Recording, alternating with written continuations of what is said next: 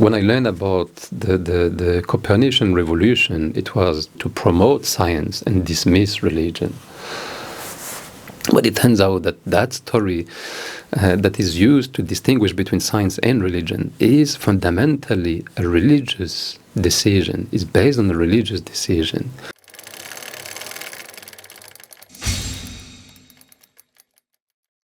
Bismillahirrahmanirrahim. Assalamu alaikum wa rahmatullah. We're in chapter 3, the first section about establishment of scientific paradigms. And now I'm going through the second criteria. So the first is the origin. The second, I call it relevance. And the third, utility, benefits. So relevance, the second one. So once the origin of a theory is established, meaning that its source is trusted and deemed worthy of evaluation, it is the theory itself that is evaluated by scientific community. Ultimately, it is the theory's relevance or ability to explain and describe the world in which you live that will determine its usefulness, the benefit you can derive from it. So I specify ultimately because to propose a new theory is to propose new rules which are not yet part of science. Accordingly, there's no scientific recipe really to develop a new theory. And at the early stage of this endeavour often involves ideas and values that lies beyond the realm of science. So following the previous example, to choose between geocentric model, like the Earth at the center, or heliocentric model, putting the Sun at the center, Johannes Kepler opted for the model that was most relevant to him, because he was a fervent Neoplatonist and a strain of Neoplatonism for whom God was the Sun. God must be central to the universe, so the Sun must be at the center of the universe, like the Sun was the physical manifestation of God. Accordingly, to put the Sun, or God for him, at the center of the universe was an objective rather than just a hypothesis. So to emphasize the role of value judgment in science, we can discuss Kepler's choice or case further. So until Kepler, all motions were described in terms of lines and circles, because these geometric shapes do not exist on Earth. Like you don't have a perfect circle. If I draw a circle even with a compass on a piece of paper, and if I take a microscope and I look at the line, I'll see a rugged line, I'll see bumps within it. It will never be perfect. A perfect circle and a perfect line are imagined shapes. So they're not part of this world. They are beyond this world. Because they are beyond this world, for the Greeks, they were divine. Lines and circles were divine shapes, had a divine character. They were perfect. This argument explains why the geocentric model proposed by Copernicus himself before Kepler was still complex and not accurate, because it makes use of lines and circles. For Copernicus, although he agreed to put the Sun in the center, he was still using lines and circles, these divine shapes. It's like if God created the universe, he must create the universe using perfect tools, perfect lines and perfect circles. But the model, the solar system is not made out of lines and circles.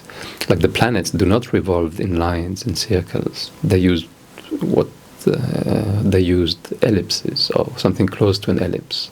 So again, his model, Copernicus' more heliocentric model, was inaccurate because he was still using lines and circles to describe planetary orbits, motions, instead of ellipses. So by trading circles with ellipses, Kepler chose to make some divine features prevailed over others. For him, it was more important to have God at the center than to use divine shapes, which is for me extremely interesting, subhanAllah. It's like when I learned about the Copernican revolution, it was most of the time to promote science and dismiss religion. Saying that, look, science helps you to move forward, to progress, to better understand the world, to better manipulate the world. But it turns out that that story that is used to distinguish between science and religion is fundamentally a religious decision, is based on a religious decision. SubhanAllah, I find this fascinating. Like Kepler's choice was religious. Like it's not clear whether Copernicus put the sun at the center because he was religious. He was a Neoplatonist at the end of his life, but we don't know if it's because he was Neoplatonist that he chose so. It might have come out later.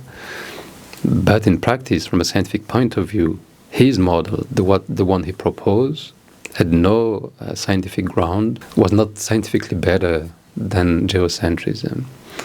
And Kepler made heliocentrism work because of that, his belief, because of that belief that the sun must be at the center at all costs, even if you have to get rid of other divine attributes like circles and lines. So in this shift in values, it is this shift of values that enabled Kepler to make heliocentrism work. It is only after Kepler had described planetary orbits by means of ellipses instead of compound circles and lines that heliocentrism had noticeable scientific advantages over geocentrism. Only at that point was heliocentrism able to better explain astronomical observations data and predict celestial trajectories, like to make sense of the planets revolving in the sky. And that with unprecedented accuracy. So the superiority of heliocentrism was then described in terms of its precision, logic, and simplicity, and all-encompassing. That point, when I say heliocentrism was seen more logical and simpler than geocentrism, again, these are highly subjective notions. Why? Because during Copernicus' time, lines and circle were the logical tools with which God must have used to build the universe. It was seen as more simple. A line and a circle geometrically is more simple than an ellipse. But by using a shape that is more complicated, it made the overall theory look simpler. Meaning that idea of simplicity is important, that it's an important criteria to validate a scientific theory, but it is highly subjective. Again, that solar system using ellipses is now seen simpler because we have data to support it. And mathematically, to see the use of ellipses simpler than the use of compound circles and line, again, it's highly subjective. So that was on the logic and the simplicity of a theory. About all-encompassing. By encompassing, I mean that that logic is applicable on Earth and everywhere else. That's the assumption. Like you can apply heliocentrism or you can apply that theory in a specific area of the universe as well as in others. The more domain you can apply the same theory, the more weight it gains. So I mean by encompassing that the same logic was applicable to numerous other celestial bodies, such as the moon, the galaxies. And by simpler here, I mean that heliocentrism used a lesser number of independent variables when compared to geocentrism. But again, it's highly subjective. Heliocentrism then became more relevant in the sense that it solved some of the issues that were important at the time. Indeed, to be able to predict planetary trajectories enabled the development of better calendars, which in turn made society more effective and more profitable. One point which I didn't write about, but which is one of the main argument in favor of heliocentrism, is that to predict trajectories of the planets, the moon, the sun, the stars, helped to travel at high seas. Initially, the boats were forced to stay near the coast, where you can see the coast physically. As soon as you leave the coast and you don't see the coastline, the trajectories of the planet helps you to locate yourself. So the high seas traveled, enabled the infamous slave trade and the colonization of Americas. That's how profitable it was. Heliocentrism enabled the conquest of Americas and in a way enabled the slave trade, which itself enabled the Industrial Revolution. England in particular benefited immensely from that slave trade and that conquest of Americas, to the point that whatever helped achieve that conquest was taken as superb. Maybe another tangent. If you look at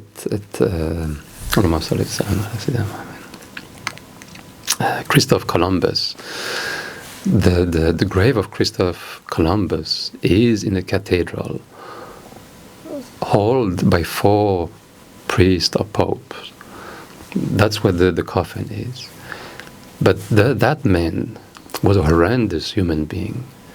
He raped, he killed, he oppressed, and still he's taken as a lord.